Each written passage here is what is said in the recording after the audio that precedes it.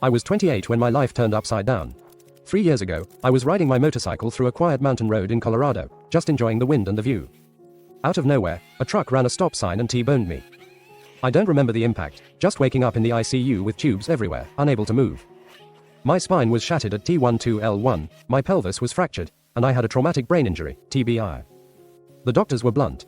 I'd likely never walk again, and the TBI meant I might struggle with basic cognitive functions like memory or speech. One neurologist told my parents to prepare for a new normal, because my chances of regaining independence were less than 5%. I was a marathon runner and a high school gym teacher. My whole identity was tied to movement and energy. Hearing I'd be wheelchair-bound and might not even think clearly crushed me. My family was supportive but devastated. My mom cried every time she visited, and my brother kept saying, "We'll figure it out," like he was trying to convince himself. Friends came by at first, but as weeks turned into months, most faded away. The worst was my rehab doctor, who kept pushing realistic goals, like learning to use a motorized wheelchair. I felt like everyone had written me off. But something in me refused to accept that. I'd always been stubborn. My students called me Coach Bulldog for a reason.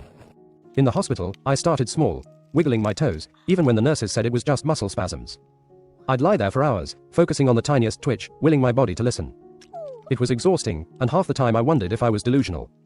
But I kept picturing myself running again, crossing a finish line, even if it was just in my head. Rehab was brutal. I had to relearn how to sit up, hold a spoon, even speak without slurring. Every session felt like climbing a mountain with a 500-pound backpack. My physical therapist, Jen, was the only one who didn't baby me. She'd say, "If you want it, you gotta fight for it," and that became my mantra. I'd grit my teeth through the pain, pushing my legs to move in ways the doctors said they couldn't. I started visualizing every nerve reconnecting, every muscle waking up. I'd meditate on it, refusing to let doubt creep in. The turning point came 9 months in. I was in a pool therapy session, and for the first time, I took a shaky step without support. Jen screamed, I cried, and the other patients clapped like I'd won a gold medal. The doctors were stunned. They called it a statistical anomaly. But I knew it was willpower. I wasn't special. I just refused to give up. I'd tell myself, if I stop now, they're right, and I'm not letting them be right. 2 years later, I'm walking with a cane, back to teaching part-time, and training for a 5K. I still have bad days, my memory's spotty, and my left leg drags sometimes, but I'm here. My family calls it a miracle, but I think it's just what happens when you decide you're not done yet.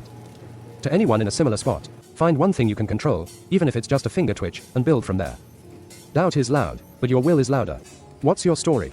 Keep fighting, small wins add up.